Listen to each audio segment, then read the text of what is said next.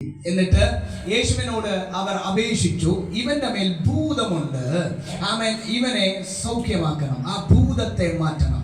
നിങ്ങൾ ശ്രദ്ധിക്കുക, ഭൂതമാണ് ഇവരുടെ വിഷയം. ഈ ഊമയായിരിക്കുന്ന വ്യക്തിക്ക് ഭൂതമുണ്ട്, ഭൂതം മാറുവാൻ വേണ്ടിയാണ് വന്നത്. പക്ഷേ അവൻ ഭൂതം പുറത്തു പോയപ്പോൾ ഇവൻ സംസാരിച്ചു തുടങ്ങി. നിങ്ങൾ ശ്രദ്ധിക്കുക, ചില രോഗങ്ങളുടെയൊക്കെ പിറകിൽ വ്യാപരിക്കുന്നത് ആമേൻ ട്രീറ്റ്മെന്റുകൾ കൊണ്ട് മാറ്റുവാൻ സാധിക്കുകയില്ല. മറിച്ച് ചില രോഗങ്ങളുടെയൊക്കെ പിറകിൽ രോഗത്തിന്റെ ആത്മാവായിരിക്കും സഞ്ചരിക്കുന്നത്. ആമേൻ, രോഗങ്ങളെ ചികിത്സിച്ചാൽ മാറും, പക്ഷെ രോഗാത്മാവിനെ ചികിത്സിച്ചാൽ മാറത്തില്ല. അതിന് പ്രാർത്ഥന മാത്രമേ പറ്റത്തുള്ളൂ. വെറും പ്രാർത്ഥനയല്ല, അഭിഷേകം, അധികാരമുള്ളവന്റെ പ്രാർത്ഥന മാത്രമേ രോഗാത്മാവിനെ മാറ്റാൻ കഴിയുകയുള്ളൂ. അവിടെ തിയോളജി പറഞ്ഞതുകൊണ്ടോ അവിടെ ബൈബിൾ സ്റ്റഡി നടത്തിയതുകൊണ്ടോ കാര്യമില്ല, അവിടെ അഭിഷേകം ചലിക്കണം. ഇന്ന് പകലിൽ ചില അഭിഷേകത്താൽ ചില രോഗാത്മാവ് അഴിയും. നിങ്ങളിങ്ങനെ മടിച്ചിരിക്കരുത്, കണ്ണുകൾ അടച്ച് ആദരങ്ങൾ തുറന്നതിനെ സ്വീകരിച്ചു തുടങ്ങിക്കോ.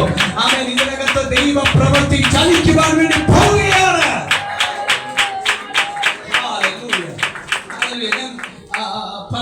ഞാൻ എടുത്ത വാക്യത്തിലേക്ക് കടന്നു വരികയാണ്. ചില രോഗാത്മാവാണ് ചില രോഗങ്ങളുടെ കാരണം. ഞാൻ ആ ഭാഗങ്ങളിൽ നിന്ന് വിട്ട് യേശുക്രിസ്തു പറഞ്ഞ പദത്തെ മാത്രം ഊന്നൽ കൊടുത്ത് ചില വചനങ്ങൾ നിങ്ങളുമായി പങ്കുവെച്ച് പ്രാർത്ഥിപ്പാൻ ആഗ്രഹിക്കുകയാണ്. യേശു പറയുകയാണ്, ഞാൻ ബേൽസെബൂലിനെ കൊണ്ട് ഭൂതങ്ങളെ പുറത്താക്കുകയൊന്നുമല്ല, മറിച്ച് ഞാൻ അത്ഭുതങ്ങൾ ചെയ്യുന്നത്, ഞാൻ രോഗികളെ സൗഖ്യമാക്കുന്നത് എന്റെ മേൽ വ്യാപരിച്ച ആത്മാവിന്റെ സഹായത്തോടു കൂടിയാണ്. ഭൂതങ്ങൾ പുറത്തു പോകുന്നുണ്ടെങ്കിൽ അതിന്റെ അർത്ഥം ദൈവരാജ്യം നിങ്ങളുടെ അടുക്കൽ വന്നിരിക്കുന്നു എന്നാണ് അതിന്റെ അർത്ഥം. നിങ്ങൾ ശ്രദ്ധിക്കുക, ദൈവരാജ്യം നിങ്ങളുടെ അടുക്കൽ വന്നിരിക്കുന്നുവെന്ന് മലയാള പരിഭാഷ പറഞ്ഞിരിക്കുമ്പോൾ ഇംഗ്ലീഷ് പറഞ്ഞിരിക്കുന്നത് എങ്ങനെയാണെന്നറിയാമോ? ദൈവരാജ്യം നിങ്ങളുടെ മേൽ വന്നിരിക്കുന്നുവെന്നാണ്. യേശു കർത്താവ് പറഞ്ഞത് എങ്ങനെയാണ്? ഭൂതങ്ങൾ പുറത്താകുന്നുവെങ്കിൽ ദൈവരാജ്യം നിങ്ങളുടെ മേൽ വന്നിരിക്കുന്നു. അർത്ഥം, ദൈവരാജ്യം നിന്റെ വലത് സൈഡിലല്ല, ദൈവരാജ്യം നിന്റെ ഇടത് സൈഡിലല്ല, ദൈവരാജ്യം നിന്റെ മുൻപിലല്ല, ദൈവരാജ്യം നിന്റെ പിൻപിലല്ല. ദൈവിക അധികാരം വെളിപ്പെടുന്നുണ്ടെങ്കിൽ അതിന്റെ അർത്ഥം ദൈവരാജ്യം നിന്നിലാണെന്നാണ്. മനസ്സിലാവുന്നുണ്ടോ ഞാൻ പറയുന്നത്? ദൈവരാജ്യം നിന്നിലുണ്ട്. ഇതിന്റെ മാഹാത്മ്യം, ഇതിന്റെ ആമേൻ ആമേൻ ആമേൻ ആമേൻ ഇതിന്റെ മഹത്വം തിരിച്ചറിയുമ്പോഴാണ് ഈ ദൈവത്തിന്റെ സഭയുടെ ആ രീതികൾ മാറുന്നത്. നാം എന്ന വ്യക്തി സാധാരണ നിലയിൽ നിന്നും അസാധാരണമാകുന്ന നിലയിലേക്ക് ആമേൻ ഷിഫ്റ്റ് ആകണമെങ്കിൽ ദൈവരാജ്യത്തിന്റെ മഹത്വം മനസ്സിലാകണം. നമ്മെ ദൈവം വിളിച്ചിരിക്കുന്നത് ഒരു സാധാരണക്കാരനായിട്ടല്ല, ഒരു സാധാരണ മുക്കുവനായിട്ടോ സാധാരണ ടാക്സ് കളക്ടറായിട്ടോ നിൽക്കാനല്ല ശിഷ്യന്മാരെ ദൈവം തെരഞ്ഞെടുത്തത്. അവരെ ദൈവം തെരഞ്ഞെടുത്തത് ഭൂലോകത്തെ ചലിപ്പിക്കുന്ന, ഭൂലോകത്തെ ഇളക്കുന്ന അവൻ വ്യക്തികളായി മാറുവാൻ വേണ്ടിയാണ് ദൈവം ശിഷ്യന്മാരെ വിളിച്ചത്. മനസ്സിലാകുന്ന കാര്യം പറയുന്നത്, അവർ മാളികമുറിയിലേക്ക് കയറിപ്പോകുന്നത് അവൻ മുക്കുവനായിട്ടാണ്. മഗ്ദലക്കാരത്തി മറിയ കയറിപ്പോകുന്നു. അവൾ ഇന്നലകളിൽ ചെയ്ത ജോലി എന്ന് പറയുന്നത് വേശ്യാവൃദ്ധമാണ്. പക്ഷേ അവൾ ഇപ്പോൾ കയറിപ്പോകുന്നത് പാപിനിയായ സ്ത്രീ ആയിട്ടാണെങ്കിൽ, പക്ഷെ ഇവൾ ഇറങ്ങി വരുന്നത് പാപിനിയായിട്ട് സ്ത്രീ ആയിട്ടല്ല, മറിച്ച് ഭൂലോകത്തെ ഇറക്കുന്നവളായിട്ട്.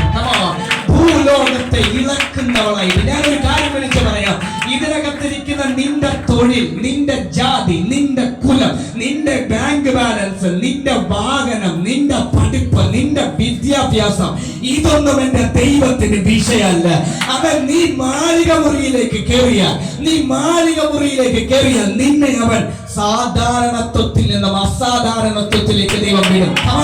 അവൻ നിങ്ങൾ ഭൂലോകത്തെ ഇളക്കുന്നവരാകും, നിങ്ങൾ ആര്യ നാടിനെ ചലിപ്പിക്കുന്നവരാകും, നിങ്ങൾ ത്രിവാണ്ഡ്രത്തെ ചലിപ്പിക്കുന്നവരാകും. ഇന്നലെ വരെ കണ്ടിട്ടില്ലാത്ത ദൈവമഹത്വം സഭയിൽ നടക്കാൻ സമയമായെന്ന് ദൈവത്തിന്റെ ആത്മാവ് എന്നോട് ദൂത് പറയുകയാണ്.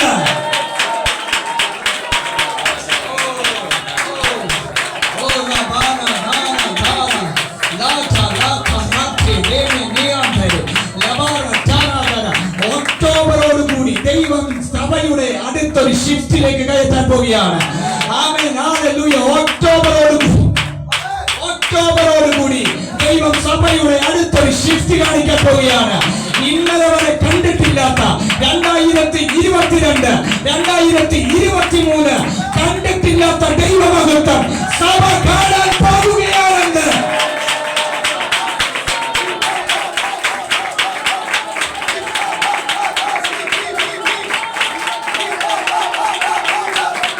മുൻപന്മാരെ ഞാൻ പിൻപന്മാരാക്കും, പിൻപന്മാരെ ഞാൻ മുൻപന്മാരാക്കുന്ന വർഷമാണ് 2024 ലോഗോസ് ചർച്ചിനോട് പ്രവചിക്കുവാൻ ആത്മാവ് നിയോഗം തരുന്നു.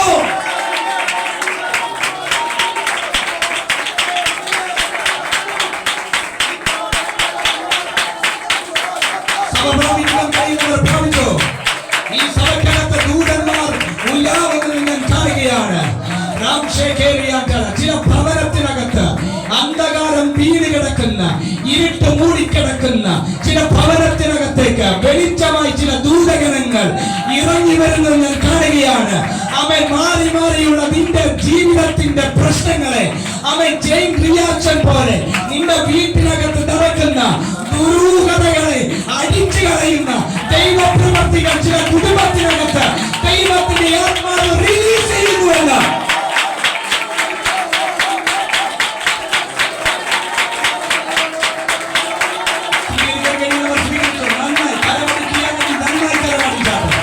ദൈവത്തെ ആരാധിക്കുകയാണെങ്കിൽ നന്നായി കരമടിച്ച് ദൈവത്തെ ആരാധിച്ചു.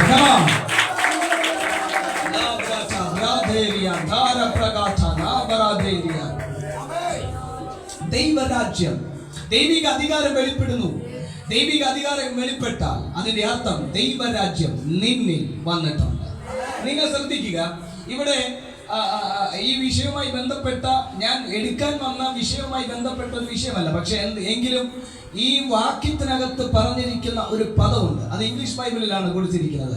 ഞാൻ ദൈവശക്തി കൊണ്ട് ഭൂതങ്ങളെ പുറത്താക്കുന്നു.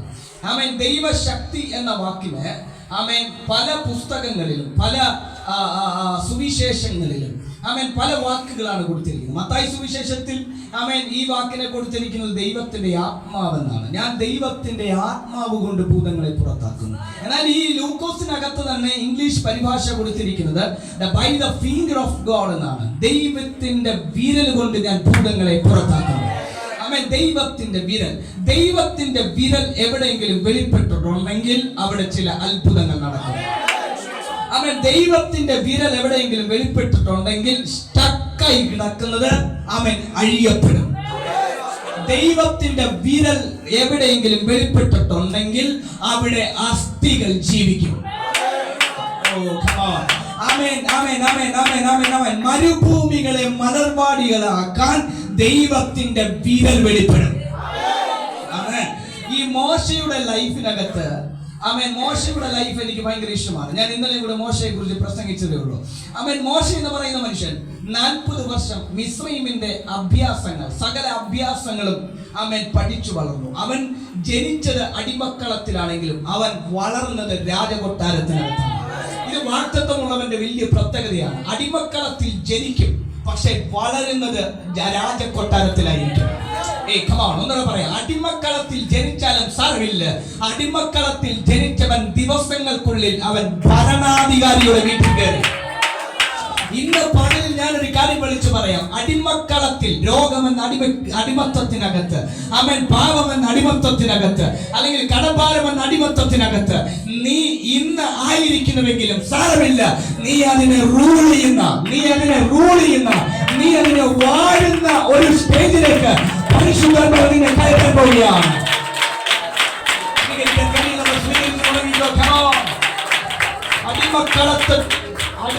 അടിമക്കളത്തിൽ നിന്നും ദൈവം മോശയെ ഭരണാധികാരിയുടെ ഭവനത്തിനകത്ത് എത്തിച്ചു. 40 വർഷം ശക്തമായ പഠനം.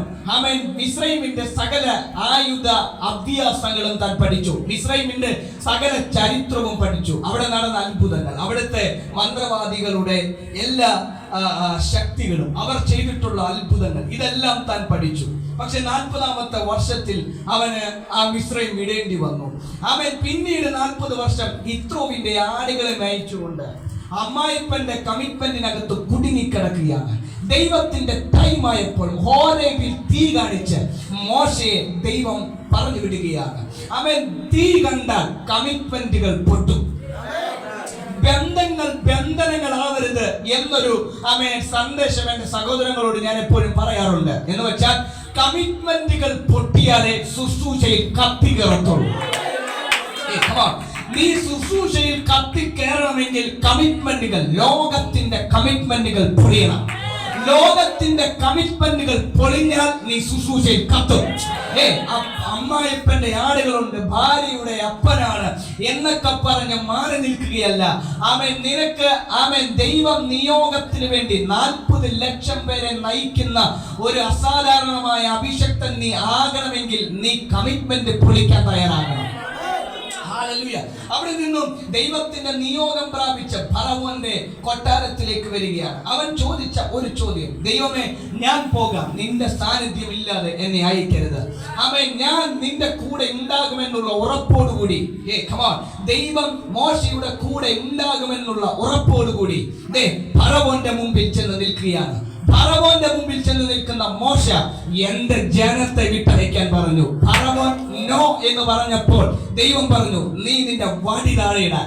അന്നു മുതൽ മോശ ഓരോ അത്ഭുതങ്ങൾ ഫറവോന്റെ മുമ്പിൽ ചെയ്യാൻ തുടങ്ങി. എന്താ അവിടെ നടന്നതെന്നറിയുമോ? വടി താഴെയിട്ടപ്പോൾ പാമ്പായി. അടുത്തത് മന്ത്രവാദികളെ വിളിച്ചു.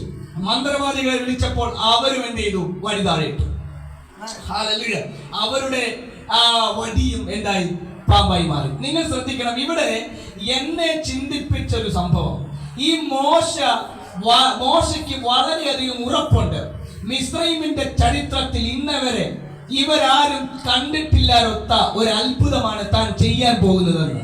കാരണം മിസ്രൈം എന്ന് പറയുന്നത് തനിക്ക് പരിചയമില്ലാത്ത സ്ഥലമല്ല. മിസ്രൈമിലെ മന്ത്രവാദികൾ എന്ന് പറയുന്നത് തനിക്ക് പരിചയമില്ലാത്ത ആളുകളുമല്ല. അവർ ചെയ്ത അത്ഭുതങ്ങളും അവർക്ക് ചെയ്യാൻ കഴിയുന്ന അത്ഭുതങ്ങളെ കുറിച്ചും വലിയ ധാരണയുള്ള മനുഷ്യനാണ് മോശ. പക്ഷേ മോശയ്ക്ക് തെറ്റുപറ്റി. താൻ ഒരു അത്ഭുതം ചെയ്തപ്പോൾ ആ അത്ഭുതത്തെ ഓവർകം ചെയ്തുകൊണ്ട് അവരും അത്ഭുതം ചെയ്യാൻ തുടങ്ങി. ഇത് നമ്മുടെ ജീവിതത്തിലും സംഭവിക്കാം. ദൈവം ഒരു ശക്തമായ ആത്മചലനം സഭയ്ക്കകത്തുണ്ടാക്കി, ശക്തമായ ഒരു ആത്മമണ്ഡലം തുറന്നു, ശക്തമായ ഒരു അത്ഭുതം നമ്മുടെ ജീവിതത്തിൽ ചെയ്തു. പക്ഷേ ആ അത്ഭുതത്തിന്റെ മഹത്വത്തെ നിരന്തരമായി നിർത്താൻ കഴിയാതെ ഇടയ്ക്ക് വെച്ച് അതിനെ സ്റ്റോപ്പ് ചെയ്യിക്കുന്ന അടുത്ത ശത്രുവിന്റെ ഒരു പദ്ധതി. മോശ പലതരത്തിലുള്ള അത്ഭുതങ്ങൾ ചെയ്തു. തവളെ കൊണ്ടുവന്നു, കല്ലുമഴ പെയ്യിപ്പിക്കുന്നു, പൊടി കൊണ്ടുവരുന്നു, വെള്ളം വ്യക്തമാക്കുന്നു. ഇതെല്ലാം ആര് ചെയ്യുന്നുണ്ട്? മന്ത്രവാദികളും ചെയ്യുന്നുണ്ട്. ദൈവം ഓരോ അത്ഭുതങ്ങളും ചെയ്യുമ്പോൾ ഇപ്പോൾ ജനത്തെ വിട്ടയക്കുമെന്ന് കരുതിയാണ് മോശ അത്ഭുതങ്ങൾ ചെയ്യുന്നത്. പക്ഷേ ഇതൊന്നും സംഭവിപ്പിക്കാതെ പിശാച് അതിനെ ഓവർകം ചെയ്തുകൊണ്ട് ആ അത്ഭുതങ്ങളുടെ ചരിത്രത്തെ നീണ്ടു നിൽക്കാതെ അത്ഭുതങ്ങളെ നശിപ്പിച്ചു കളയുന്ന ഒരു അനുഭവത്തെ മോശയുടെ മുൻപിൽ ചെയ്തപ്പോൾ ഞാനൊരു കാര്യം വിളിച്ചു പറയാം. അവിടെ എഴുതിയിരിക്കുകയാണ്, ദൈവത്തിന്റെ വിരൽ വെളിപ്പെട്ടു. ദൈവത്തിന്റെ വിരൽ വെളിപ്പെട്ടു. ദൈവത്തിന്റെ വിരൽ വെളിപ്പെട്ടപ്പോൾ മന്ത്രവാദികൾക്ക് തൊടാൻ കഴിയാത്ത വിധത്തിലുള്ള അത്ഭുതങ്ങൾ ദേശത്തെ പൊടി കൊണ്ട് ദൈവം നിറച്ചു. ദേശത്തെ പൊടി കൊണ്ട് ദൈവം നിറച്ചു. ഫറവോൻ പറഞ്ഞു, ഇത് നിങ്ങളും ചെയ്യണം. മന്ത്രവാദികൾ പറഞ്ഞു, ഇത് ഞങ്ങൾക്ക് ചെയ്യാൻ പറ്റത്തില്ല. ഇത് ചെയ്തത് മോശയല്ല, മോശയുടെ ദൈവത്തിന്റെ വിരലാണ്. നിങ്ങൾ ശ്രദ്ധിക്കുക, ദൈവത്തിന്റെ വിരൽ വെളിപ്പെട്ടപ്പോൾ അടുത്തത് സംഭവിക്കുന്നത് സംഹാരകൻ വരുന്നു. അടുത്തത് സംഭവിക്കുന്നത് ചെങ്കടൽ പിളർക്കുന്നു. അടുത്തത് വരുന്നത് മേഘസ്തംഭം വെളിപ്പെടുന്നു. അടുത്തത് വരുന്നു അഗ്നിത്തൂണ്. രാവിലെ കാടപ്പക്ഷി. കൂടാരത്തിനകത്ത് ദൈവമഹത്വം എന്ന് വെച്ചാൽ ദൈവത്തിന്റെ വിരൽ വെളിപ്പെട്ട അടുത്ത സെക്കൻഡ് കൊണ്ട് ആർക്കും ചെയ്യാൻ പറ്റാത്ത സൂപ്പർ നാച്ചുറൽ മിറക്കിൾസ് എന്ന് വെച്ചാൽ മനുഷ്യന് ചെയ്യാൻ പറ്റാത്തത്, മോശയ്ക്ക് ചിന്തിക്കാൻ പറ്റാത്തത് ദൈവം ചെയ്യാൻ തുടങ്ങി.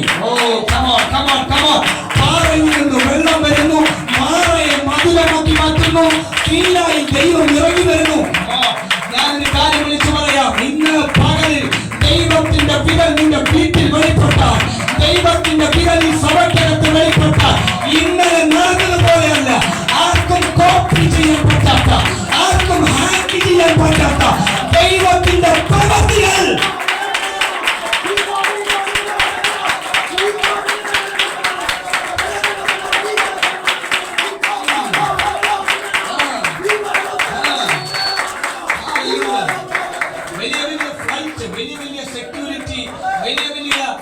സെക്യൂരിറ്റിയുള്ള ഫ്ലൈറ്റുകൾ ഇവിടെ ഹൈജാക്ക് ചെയ്യുന്നുണ്ട്. പക്ഷേ ഒരു സെക്യൂരിറ്റി, ഇവിടുത്തെ ഒരു സെക്യൂരിറ്റി ഇല്ലാത്ത നിന്നെ ഹൈജാക്ക് ചെയ്യാൻ ഒരു പിശാചിന് കഴിയത്തില്ല.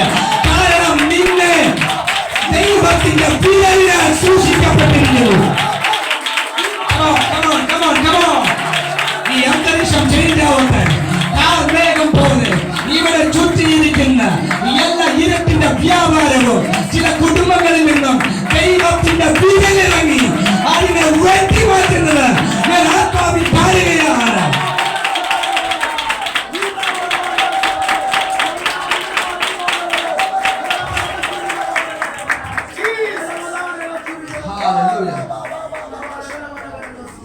യേശു പറയുകയാണ്, ഞാൻ ദൈവശക്തി കൊണ്ട് ഭൂതങ്ങളെ പുറത്താക്കുന്നുവെങ്കിൽ ദൈവരാജ്യം നിങ്ങളുടെ ഉള്ളിലുണ്ട്. ദൈവരാജ്യം നിങ്ങളുടെ ഉള്ളിലുണ്ട്. ഈ ദൈവശക്തി കൊണ്ട് യേശു ക്രിസ്തുവിന് ദൈവശക്തിയുടെ ആവശ്യമുണ്ടായിരുന്നു എന്ന ചോദ്യം എല്ലാവരുടെ ഉള്ളിലുണ്ടാകും. എൻ്റെ സമയം തീരാറായി. ഞാൻ ഒരു 10-15 മിനിറ്റിനകത്ത് വൈൻഡപ്പ് ചെയ്യാം. പ്രാർത്ഥിക്കുവാൻ വേണ്ടി തുടങ്ങാം. ഹല്ലേലൂയ. യേശുവിന് ദൈവശക്തി ആവശ്യമായിരുന്നു. ഹല്ലേലൂയ. യേശുവിന് ദൈവശക്തി ആവശ്യമായിരുന്നു. യേശു ക്രിസ്തു സാക്ഷാൽ ദൈവമാണ്. അവൻ ദൈവമായിരിക്കെ തൻ്റെ ദൈവത്തോടുള്ള തൻ്റെ സമത്വം മുറുകെ പിടിക്കണമെന്ന് വിചാരിക്കാതെ വേഷത്തിൽ മനുഷ്യനായി ഭൂമിയിലേക്ക് ഇറങ്ങി വന്നവനാണ് ക്രിസ്തു. ഹല്ലേലൂയ. യേശു ക്രിസ്തു ഈ ഭൂമിയിൽ വന്നപ്പോൾ താൻ ദൈവത്വം താൻ ഒരിക്കൽ പോലും എടുത്തിട്ടില്ല. ഹല്ലേലൂയ. താൻ ചെയ്തതെല്ലാം ആത്മാവിന്റെ സഹായത്തോടെ ആയിരുന്നു. പൈതൽ വളർന്നു, ആത്മാവ് നിറഞ്ഞു. കണ്ടോ, ആത്മാവിൽ താൻ തുടങ്ങുന്നു. ഹല്ലേലൂയ. പരിശുദ്ധാത്മാവ് തന്റെ മേൽ പ്രാവെന്ന പോലെ ഇറങ്ങി വരുന്നു. ആമേൻ. ഞാൻ സ്വതമേ ഒന്നും ചെയ്യുന്നില്ല, പിതാവ് എന്നിൽ പറഞ്ഞിരിക്കുന്നത് മാത്രമാണ് ചെയ്യുന്നത്. ആമേൻ. ബൈബിൾ പഠിപ്പിക്കുന്നു ദൈവശക്തി കൊണ്ട് ഭൂതങ്ങളെ പുറത്താക്കി. ആമേൻ. അപ്പോസ്തല പ്രവൃത്തി പറഞ്ഞിരിക്കുകയാണ് 11-ാമത്തെ അധ്യായത്തിൽ പറഞ്ഞിരിക്കും. അപ്പോസ്തല പ്രവൃത്തി 10-ാമത്തെ അധ്യായത്തിൽ പറഞ്ഞിരിക്കുകയാണ്, നസ്രയനായ യേശുവിനെ ദൈവം പരിശുദ്ധാത്മാവിനാലും ശക്തിയാലും അഭിഷേകം ചെയ്തു. ഹല്ലേലൂയ. ദൈവശക്തിയാണ് യേശുവിനെ ലീഡ് ചെയ്തത്. എന്തിനാണ് യേശു ദൈവശക്തി പ്രാപിച്ചത്? ഒറ്റ കാര്യം, തന്നെ പിൻഗമിച്ച് വരുന്ന സഭയ്ക്ക് അതൊരു മാതൃകയാണ്. ഒരു മനുഷ്യനായി ഈ ഭൂമിയെ ജയിക്കാൻ കഴിയത്തില്ല. യേശു കർത്താവ് സന്ദർഭങ്ങളെ ജയിച്ചത്, യേശു കർത്താവ് സാഹചര്യങ്ങളെ ജയിച്ചത്, യേശു കർത്താവ് ഏകാന്തതകളെ ജയിച്ചത്, യേശു കർത്താവ് വേർപാടിന്റെ ദുഃഖങ്ങളെ ജയിച്ചത്. വേർപാടിന്റെ ദുഃഖമോ? യേശുവിന് വേർപാടിന്റെ ദുഃഖം വന്നായിരുന്നു. യെസ്, തന്റെ സഹോദരനായിരിക്കുന്ന യോഹന്നാൻ മരിച്ചപ്പോൾ തനിക്ക് വേർപാടിന്റെ ദുഃഖമുണ്ടായി. താൻ മരുഭൂമിയിൽ ഒറ്റയ്ക്ക് മാറിയിരുന്ന് ആ വിഷമത്തെ ഒന്ന് മാറ്റാൻ ശ്രമിച്ചപ്പോൾ ജനം അവിടേക്ക് വന്നു എന്ന് ബൈബിൾ പഠിപ്പിക്കുന്നു. അപ്പോൾ യേശു വേർപാടിന്റെ ദുഃഖത്തിലൂടെ പോയി. യേശു കർത്താവ് പാപമൊഴികെ ഞാനും നീയും പോകേണ്ട എല്ലാ സ്ഥലങ്ങളിലൂടെയും യേശു കർത്താവ് കടന്നുപോയി എന്ന് ബൈബിൾ പഠിപ്പിക്കുന്നു. എന്തിന് യേശു കർത്താവ് കടന്നുപോയി? അതിനെ ജയിക്കുവാൻ വേണ്ടിയാണ്. സാഹചര്യങ്ങളെ ജയിക്കുവാൻ വേണ്ടി യേശു കർത്താവ് സകല സാഹചര്യങ്ങളിലൂടെയും കടന്നുപോയി. എന്തിനാണെന്നറിയാമോ? യേശു കർത്താവ് ജയിച്ചത് തന്റെ ദൈവത്വത്തിൽ നിന്നല്ല. യേശു കർത്താവ് സകല സാഹചര്യത്തെ ജയിച്ചത് അവൻ അഭിഷേകത്താലാണ്. എന്നിട്ട് എനിക്കും നിനക്കും പഠിപ്പിച്ചു തന്നു, ഞാൻ ലോകത്തെ ജയിച്ചതുപോലെ നിങ്ങളും ലോകത്തെ ജയിക്കണം. എങ്ങനെ? അഭിഷേകത്താൽ. അഭിഷേകം ഒരുവനിലുണ്ടെങ്കിൽ അവൻ ലോകത്തിൽ ജയിക്കുക തന്നെ ചെയ്യും. അതാണ് ഇന്ന് ഞാൻ പറഞ്ഞു വരുന്നത്. അഭിഷേകം ഒരുവന്റെ മേൽ വന്നാൽ ദൈവശക്തി ഒരുവന്റെ മേൽ ഉണ്ടെങ്കിൽ അതിന്റെ അർത്ഥം ദൈവരാജ്യം നിന്റെ ഉള്ളിലുണ്ടെന്നാണ് അതിന്റെ അർത്ഥം. എന്താണ് ദൈവരാജ്യത്തിന്റെ പ്രത്യേകത? ദൈവരാജ്യം, ദൈവം എവിടെ ഭരണം നടത്തുന്നുവോ അതാണ് ദൈവരാജ്യം. ഇന്ന് ദൈവം ഭരണം നടത്തുന്നത് നിന്റെ ഉള്ളിലാണെന്നാണ് ബൈബിൾ പഠിപ്പിക്കുന്നത്. ആമേൻ. അപ്പോസ്തല പ്രവൃത്തി 10-ാമത്തെ അധ്യായത്തിൽ പറഞ്ഞിരിക്കുന്നു, ആമേൻ, നസ്രായനായ യേശുവിനെ ദൈവം, ആമേൻ, പരിശുദ്ധാത്മാവിനാലും ശക്തിയാലും അഭിഷേകം ചെയ്തു. അടുത്ത വാക്ക്, ദൈവം അവനോട് കൂടെ ഇരുന്നു. ദൈവം അവനോട് കൂടെ ഇരുന്നു. വചനം കേൾക്കാൻ നിങ്ങൾക്ക് താല്പര്യമുണ്ടല്ലോ അല്ലേ? എനിക്ക് വചനം പറയാൻ ഭയങ്കര സന്തോഷമാണ്. എപ്പോൾ വേണമെങ്കിൽ, എത്ര മണിക്കൂർ വേണമെങ്കിലും കേൾക്കാൻ തയ്യാറായി ഒരു ജനം എൻ്റെ മുൻപിൽ ഉണ്ടെങ്കിൽ കൃപാവര ശുശ്രൂഷയേക്കാൾ വചനത്തിനാണ് എഫക്റ്റ്. കാരണം ഇതിനകത്ത് പ്രവചനമുണ്ട്. ഇത് സ്വീകരിച്ചാൽ നിന്റെ രോഗം സൗഖ്യമാണ്. ഇതിനകത്ത് വിടുതലുണ്ട്. അവൻ വചനത്തിന്റെ മുമ്പിൽ ഒരു പിശാചും ഇരിക്കത്തില്ല. വചനത്തിന് മുമ്പിൽ ഒരു രോഗത്തിനും ഇരിക്കാൻ പറ്റത്തില്ല. അതുകൊണ്ട് ഈ വചനം കേട്ടിട്ട് കുറച്ചു നേരം നമുക്ക് പ്രാർത്ഥിക്കാം. ഹല്ലേലൂയ. നിങ്ങൾ ശ്രദ്ധിക്കുക, വചനം പഠിപ്പിക്കുകയാണ്. ഹല്ലേലൂയ. നസ്രായനായ യേശുവിനെ ദൈവം ശക്തിയാൽ നിറച്ചു. ആമേൻ. ശക്തിയാൽ നിറച്ചു, അഭിഷേകം നിറച്ചു, അഭിഷേകത്താൽ നിറച്ചു. അടുത്ത വാക്ക്, ദൈവം അവനോട് കൂടെ ഇരുന്നു. അഭിഷേകം ഒരുവന്റെ മേലുണ്ടെങ്കിൽ അടുത്തത് ദൈവം അവന്റെ കൂടെ സഞ്ചരിക്കും. ഇനി ഒരു രഹസ്യം ഞാൻ പറയാം. ഇത് കേൾക്കുമ്പോൾ ആമേൻ എത്രത്തോളം സന്തോഷം വന്നാൽ നിങ്ങൾ സ്തോത്രം ചെയ്തോണം. ആമേൻ. ഹല്ലേലൂയ. നിന്റെ മേൽ അഭിഷേകം ഉണ്ടെങ്കിൽ, അഭിഷേകം ഉണ്ടെന്ന് നിങ്ങൾക്ക് പൂർണ്ണ വിശ്വാസം ഉണ്ടെങ്കിൽ അതിന്റെ അർത്ഥം ദൈവം നിന്റെ കൂടെ ഉണ്ടെന്നാണ്.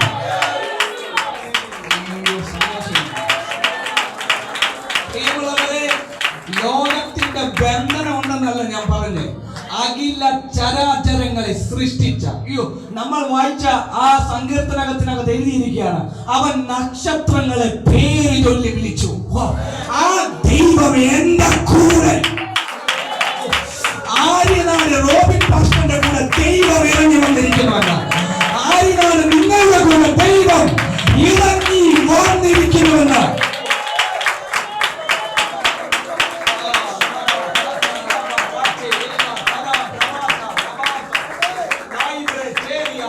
ദൈവം കൂടെ ഇരുന്നുവെന്ന്. വാസ്തവത്തിൽ ദൈവരാജ്യത്തിന്റെ പ്രത്യേകത ഇത് തന്നെയാണ്, ദൈവം കൂടെ ഉണ്ടാകും. എവിടെയാണ് ദൈവം ഇറങ്ങുന്നത്?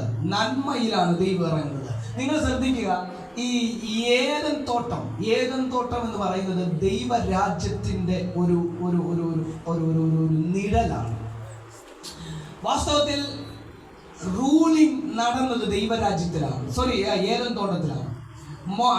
ദൈവം മനുഷ്യനെ സൃഷ്ടിച്ചിട്ട് മനുഷ്യനോട് പറഞ്ഞു, നിന്നെ ഞാൻ കൊല്ലാൻ വേണ്ടി ജനിപ്പിച്ചതല്ല, നീ മരിക്കാൻ വേണ്ടി ജനിച്ചതല്ല, നീ ജീവിക്കണം എന്ന് മാത്രമല്ല, നീ സകലത്തെയും വാഴണം.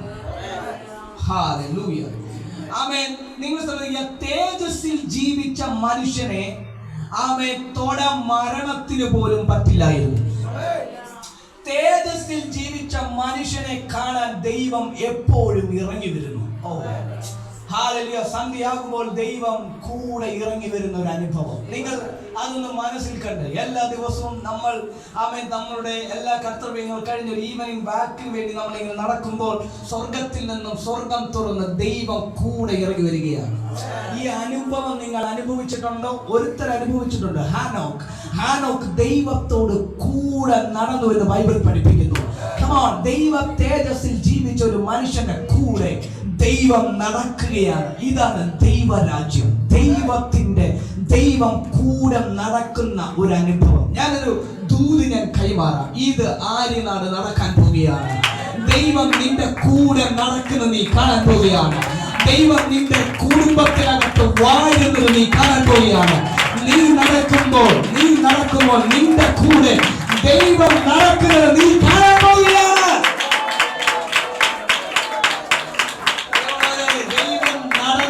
ദൈവം നിന്റെ കൂടെ ഉണ്ടെങ്കിൽ അവൻ ചെങ്കടൽ പിളർക്കും. ദൈവം നിന്റെ കൂടെ ഉണ്ടെങ്കിൽ ചൂട് നിന്നെ ഏക്കത്തില്ല. ദൈവം നിന്റെ കൂടെ ഉണ്ടെങ്കിൽ നിന്റെ ത്വക്ക് ചുളിയാൻ ദൈവം സമ്മതിക്കത്തില്ല.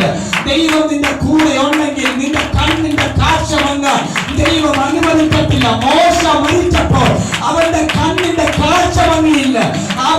അവന്റെ മുടിയുടെ നിറം മാറിയില്ല. അർത്ഥം, അവൻ ദൈവം കൂടെ നടന്നാൽ നിന്നിൽ ലോകത്തിൽ നിന്ന് വരുന്ന യാതൊരു സ്വാധീനം തട്ടാതവണ്ണം അവൻ അവന്റെ മഹത്വത്തിൽ നിന്നെ സൂക്ഷിക്കുമെന്ന് ഞാൻ പറഞ്ഞാൽ